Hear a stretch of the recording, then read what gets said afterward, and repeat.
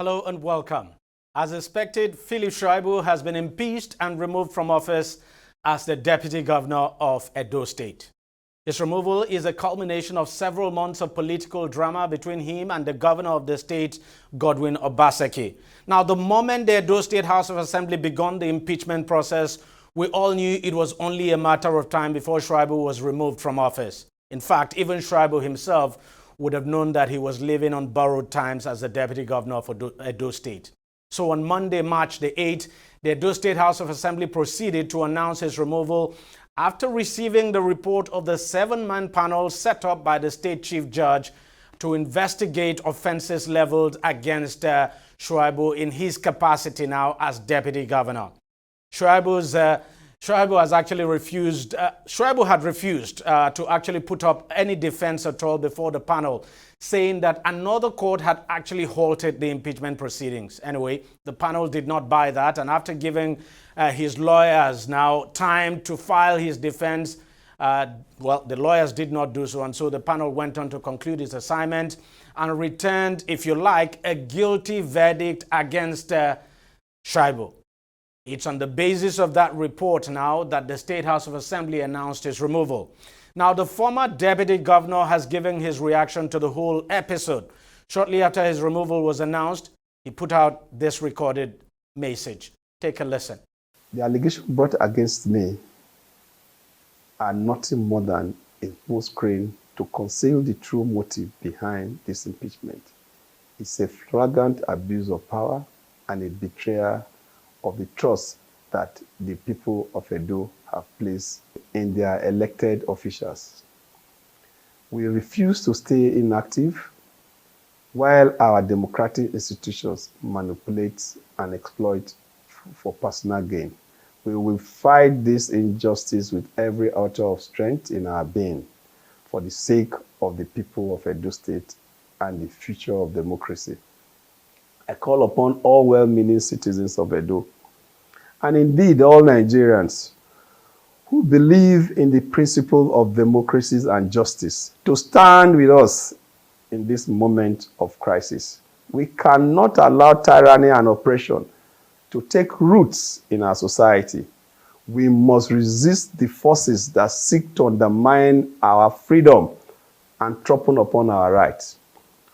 To the members of Edo State House of Assembly who have chosen to forsake their oath of office and participate in this charade, I say this: history will judge harshly for your betrayal of the people who elected you to represent their interests. But know this: you do not have the power to silence the voice of justice and truth. I call upon the judiciary and all relevant authorities to intervene and uphold the principles of justice and fairness. Let the truth prevail over lies. Let the rule of law triumph over lawlessness. I am confident that the legal system will vindicate me and expose the sham that has been orchestrated against me. I want to reaffirm my commitment to the people of Edo State, to the values that bind us together as a collective. I will not be deterred or intimidated by those who seek to subvert our democracy. I will continue to fight for the right and freedom of all Edolites, by extension Nigerians that suffer oppression. I will stand firm in my resolve to see justice done. As we stand united in the face of tyranny and oppression, I urge all to remain calm and go about our lawful duties as good citizens and true Democrats. Together we will overcome this dark chapter in our history and emerge stronger and more resolute in our pursuit of freedom and just society. Thank you for the opportunity given me thus far. God bless Edo State and God bless the Federal Republic of Nigeria. I remain Comrade Philip Shaibu. Now, shortly after Philip Shaibu was removed, Edo State Governor Godwin Obaseki picked 37-year-old Omobayo Godwins as the replacement. Godwins, that's the new deputy now, has since been sworn into office now as the Deputy Governor of that state. We'll take a short break here, and when we come back, I'll have a panel to help dissect all of this for our understanding. Stay with us, don't go away.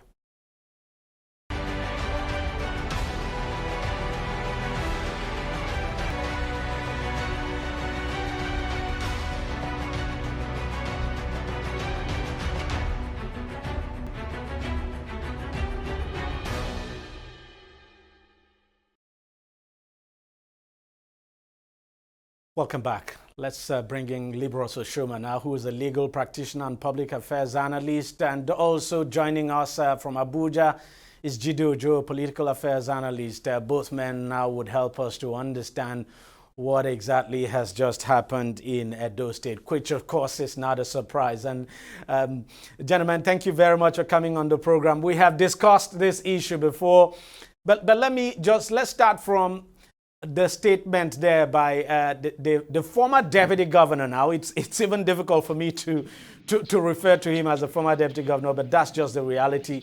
The former deputy governor of the state. You listen to his statement there. Obviously, you clearly can tell that this is by no means over, and that he's definitely going to challenge this in court. Let me start with you, Jide. What do you make of that? Thank you, Deji. It didn't come to me as a surprise that Philip Shaibu was removed or impeached or was sacked. We have discussed this on this program sometimes last year when his governor gave him a cold shoulder and he was pleading like a baby. Asking his governor to take him back, apologize severally. He apologized to the governor, and the governor, out of his magnanimity, decided to show statesmanship and actually accepted his apology. And for a short period, they had everything going for them. But the insistence of Philip Shaibu not to read the handwriting on the wall, you were chastised for a reason, which was open declaration of your gubernatorial intention, which your principal was not in support of. That was the primary reason the governor gave you a cold shoulder. And you apologized and said you want everything to be normal again, but you did not drop your ambition. Rather, you went into the electoral contest, funds were sold, and you know that the governor had a preferred candidate. So the party primary came, and according to Philip Shaibu, his supporters were and then his supporters were not allowed to vote for him. He decided to go and where he declared when the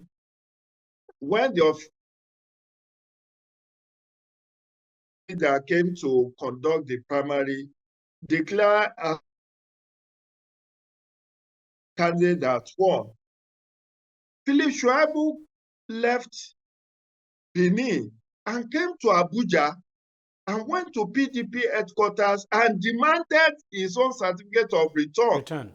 Knowing full well that there is only one person that can get certificate of return. And he didn't stop at that. When they told him he didn't win, he took the party to court.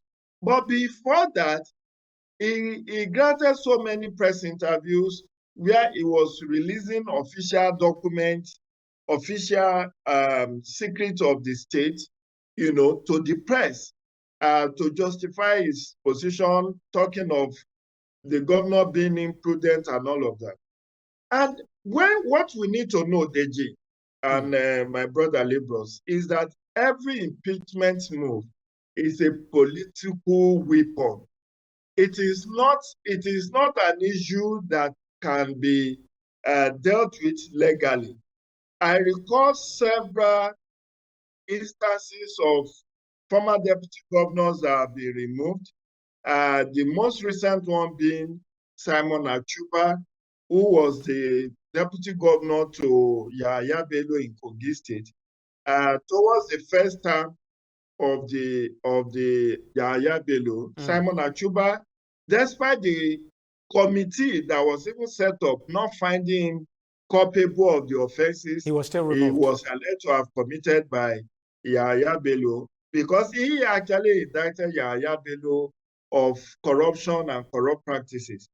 The Kogi State House of Assembly still impeached Simon Achuba. And by the time he got to court to get reinstated, the tenure for which he was appointed or elected with Yahaya Bello had expired, Okay. and he had already given that slot to Onoja, who eventually was the deputy governor that served with him for the remainder of his 8-year tenure. So we need to understand that context, that when you talk of impeachment, whether rightly done or wrongly done, once a pronouncement of guilt has been established, it is only the court that can reverse it. But how long does Obaseki have in power? Less than one. By the Okay. time Philip Shaibu goes through the entire Let me just pause you there. Let me just legal pause you there and process. bring in Libros. Libros, not a surprise at all, but looking at it from the legal perspective, would you say that Philip Shaibu has a very strong case? Because obviously he's heading to court.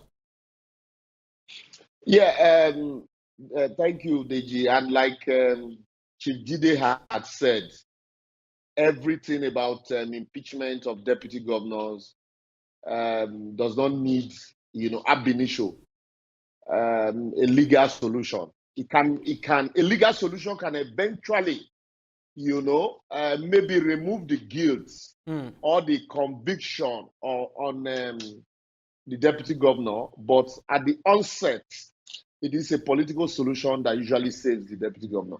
If you look at the provisions of Section 188 of the Constitution, before the celebrated Ladoja's case, subsection 10 did say that once a deputy governor is impeached, that the courts, subsection 10 oust the jurisdiction of the court to even entertain the matter.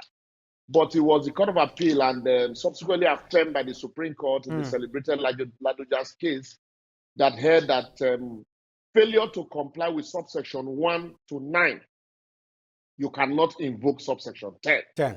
So that now gave courts the power to look into it. That is why, today people like Philip and Simon Onoja before now had approached the court, and the court subsequently ruled that the impeachment did not follow the procedure, so that they will continually bear that name, deputy governor. And their monument would be paid.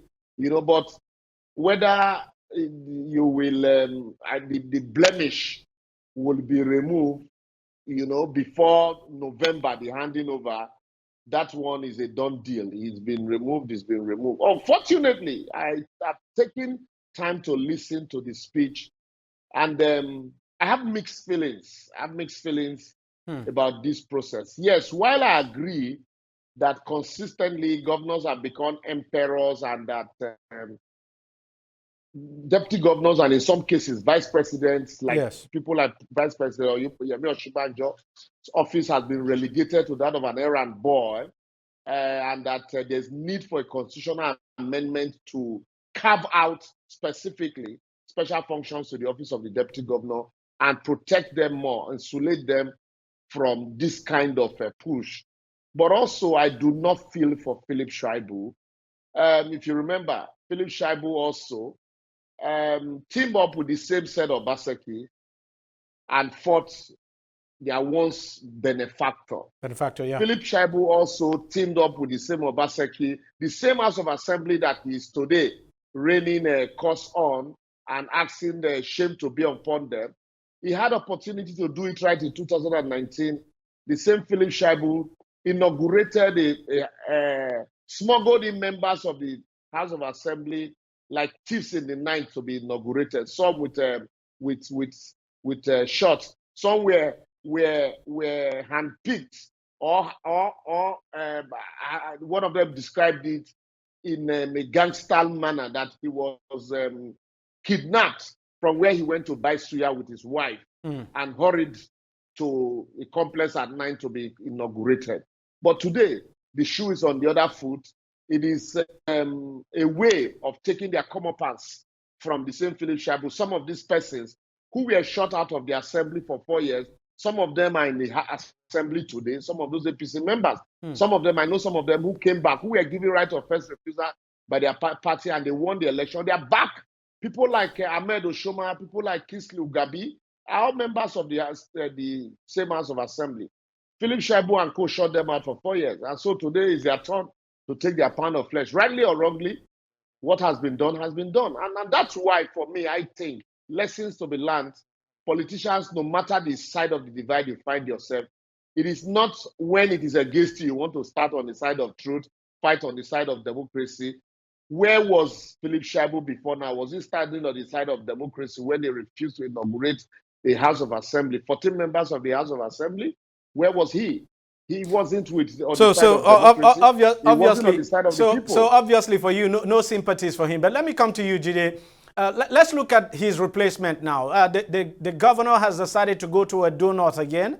Akoko Edo, to be precise. He's gotten a 37 or 38-year-old young man to become the deputy governor. And we understand this individual, this deputy governor now is a grassroots politician, even though he's young. I'm just wondering, could it be the governor is also doing his calculation? Because that his calculation is that he's gone for someone who he probably thinks can help his candidate in the next governorship election now to win the election, at least to garner enough votes from Edo North. And you look at this man who has been appointed as or chosen as the deputy governor now, and of course sworn in. You think he has the capacity to pull that substantial votes for candidate, the governorship candidate of the PDP now for the next election? You think he has that capacity to pull in the votes from Edo North? There are reasons, and there are different reasons why somebody may be favored for certain exalted position.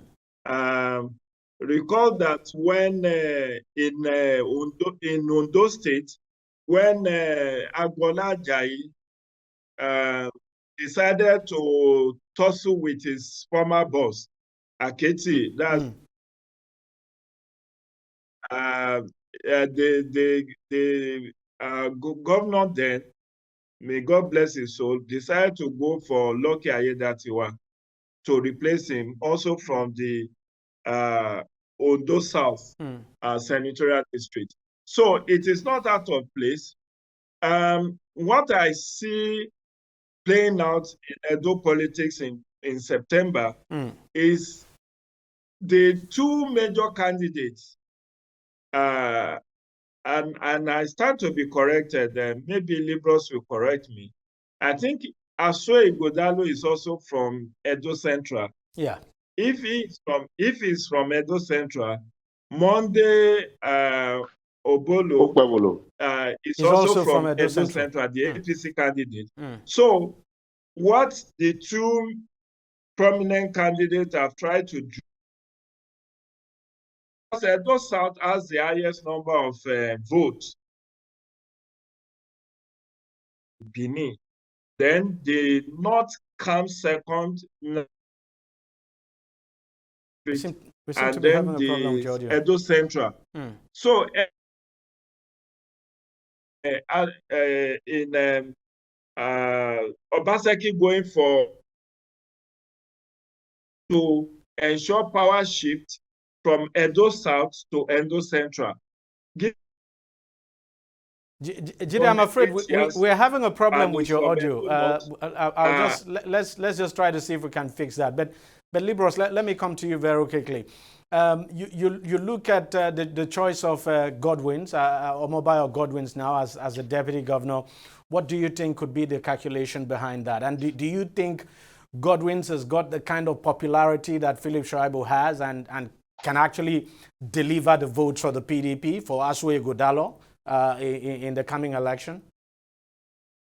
Yeah, three factors would probably have played out for his nomination. Mind you, before he was nominated, Honorable Pascal Bome, who was a member of the House of Assembly with Philip Shaibu in 1999 to 2003, was touted as a replacement for Philip Shaibu.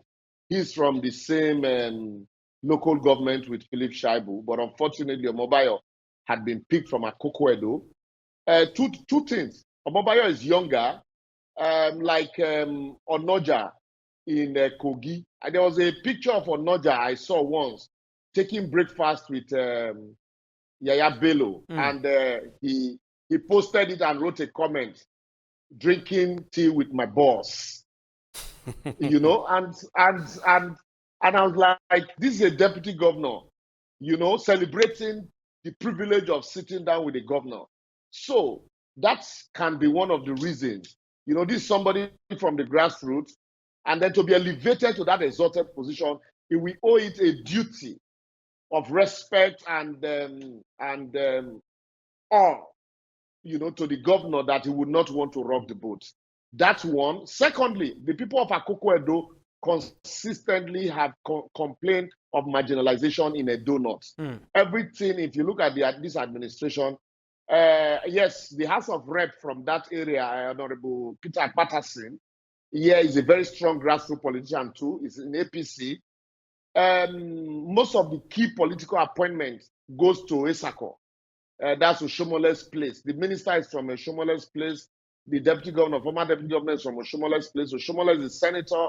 You know, Akoko-Edo, also being from the north, had also complained before. Now, the former chief of staff to Obaseki was from Akoko-Edo also, that resigned, you know, during that fracas with Oshomole. So maybe he also decided to go to Akoko-Edo to see if he can cut, you know, people vote from there. The problem is the Bayo Adedayo will not be on the ballot, you know, come September for the election. So he's and then will not be able to match the popularity that Oshomole and Philip Shaibu and Dan Obi and co had garnered in Esako over the years. So because he's how much of largesse he has to distribute between now and September will be very, very minute compared to others that have been there before. So I think the major reason why he was nominated would be, you know, a young guy who will not give, you know, the governor much of relatively unknown politically, who will not give the governor, you know, so much problem. So he will kowtow to every whims and caprices of the governor. So it's not about influence, you know, in the election. Because if it's about influence, he would probably have gone for, you know, a politician who is well known, you know, in that region, you know, of the PDP stock also. Jide, I'll just have to end with you because we haven't got time. But don't you think the removal of Philip Shaibu could as well, you know, backfire on the PDP and Godwin Obaseki and his candidate in the coming election? Because obviously, Philip Shaibu would definitely work against the PDP, work against Asue Godalo. There's no question about that. And whether we like it or not, Philip Shaibu has got his own political base, not just in Edo North, but across the state as well. Well, Edo is more or less a two-party. It will be a protest vote, maybe Labour Party. But given the crisis national level now, I think the fortune of Labour, because whatever makes Olumide Akpata to, and given the crisis, post-primary crisis of APC to be boosted, PDP to be dipped. Now, this whole crisis coming in an election year will rub off negatively on Asue Godalo's governorship ambition. Because if you look at the outcome of the last general election, APC actually swept most of the political offices in Edo State. I think they won 2 out of 3 senatorial districts, majority of the House of Reps, and majority in the State House of Assembly. So it then shows that Oshiomhole will want to hold Edo North tight for APC, knowing full well that he was a former national chairman of APC. And if Philip Shaibu teams up with him, the Esako Afema area may actually go the way of APC. So it's going to be troubling for PDP, given the crisis, unless they are able to manage this exit of Philip Shaibu in a way that they are able to resolve this conflict in a more matured way, placate someone like Philip Shaibu, get him to work for the party, and all those who have been that is practically impossible. By the emergence that is practically impossible. Liberals, do you see that happening? Do you think Shaibu can be placated to work for the PDP?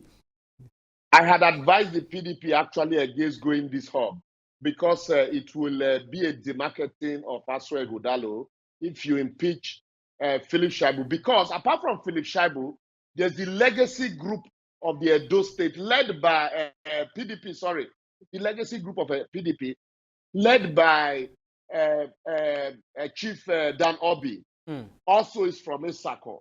So this group also are not happy with Obaseki's handling of the PDP. He has completely exonerated them. You have Aslem Ojezwa, who was a member of APC, chairman of APC, that followed Obaseki to PDP, who also is not happy. He's not happy with Obaseki. And then now Philip Shaibu. So consistently, what Obaseki is doing is using his own hand to demarket his candidate. And with Olumide Akpata in the race in Edo South there, and the upset that Labour Party pulled in Benin, where they were able to produce a senator in the last election, and the APC taking over almost the whole of Edo North. And now you have a grassroots politician from the same Asue Godaro zone, which is Esan Central, Edo Central, in the person of Senator Monday Okpewolo. Obaseki does not need to create more enemies for himself if he truly wants to see his candidate move forward in this election. More like digging the grave of his own political party, because I mean, the party hasn't got a senator as we speak.